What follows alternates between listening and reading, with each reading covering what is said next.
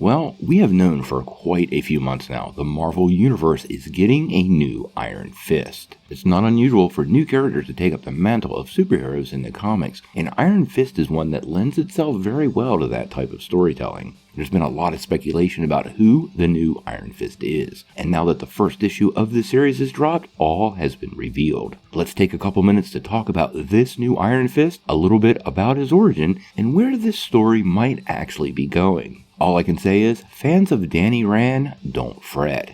Now, before we dive in though, make sure you hit that like and subscribe button and ring the bell for all the updates. Also, this big giveaway. We've got an Oculus Quest 2 to give away at 50,000 subscribers. All you need to do to get in on our giveaway is be a subscriber and leave us a comment. Also, while you're at it, make sure you check out that free Week of Skillshare down below. It's a pretty cool way for you to develop all of your superhero skills for that never-ending war on crime, all while not diving too deep into your pockets. Plus, it really does help the channel, so we really appreciate it.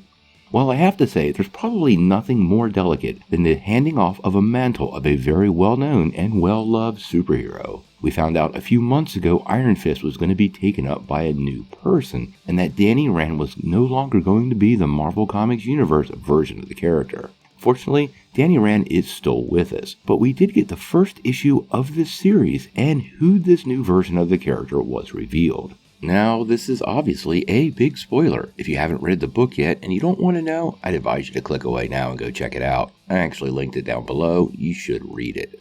Now, for quite a while, fans have speculated who this was, and it turns out most of these guesses were pretty spot on. The new Iron Fist is Lin Lie, also known as Swordmaster, who's been around in Marvel Comics for a couple of years now. If you're unfamiliar with this character, that's okay, but he is pretty interesting. His origin story sees his father disappear, leaving him with a magic sword. This is the Sword of Fushi. And although its powers are not well documented, it was a divine star-forged weapon and apparently has potential to destroy worlds.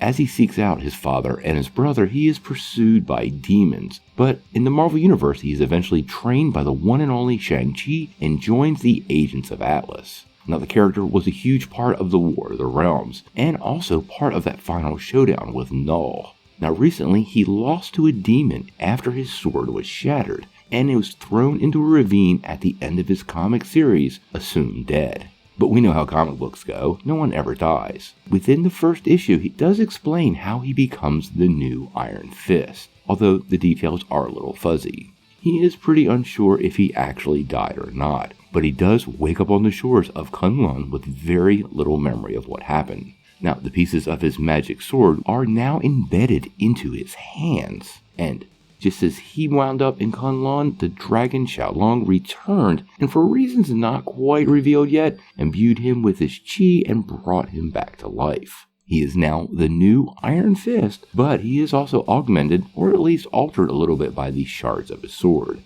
Now, like I was saying, sometimes passing the mantle can be problematic in comics, and it doesn't come off properly with fans. But let me be clear, Danny Rand is part of the story, and he's absolutely done proper justice and respect.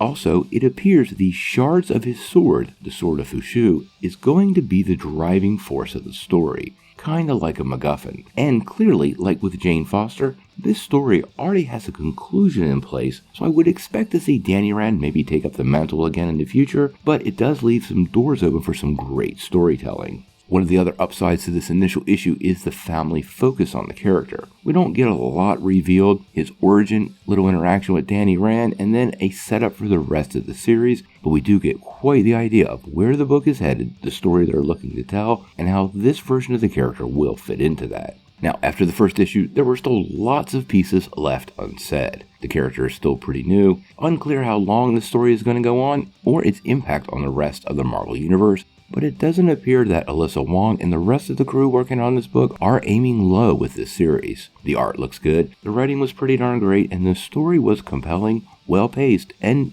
honestly, as a fan of Iron Fist, I really liked what they were doing with it. Now, we're going to follow this series pretty closely. I don't think we've seen the last of Lin Lie in any form, including as Swordmaster. I suspect the series will eventually have a bit of a conclusion, probably seeing him regain the sword, and the chi going back to the dragon Shou Lung. In any case, we'll keep following this. I hope you really like this series, and you should check it out if you haven't read it yet. I've included a link down below, or you should check out your favorite local comic shop. What do you guys think? How do you like this new version of Iron Fist? And are you typically a fan of passing the mantle type stories? Because if you are, this is one for you. Sound off in the comments below. If you like this video, make sure you press like, click subscribe, and if you don't ring that bell, you're not going to get any updates. Peace.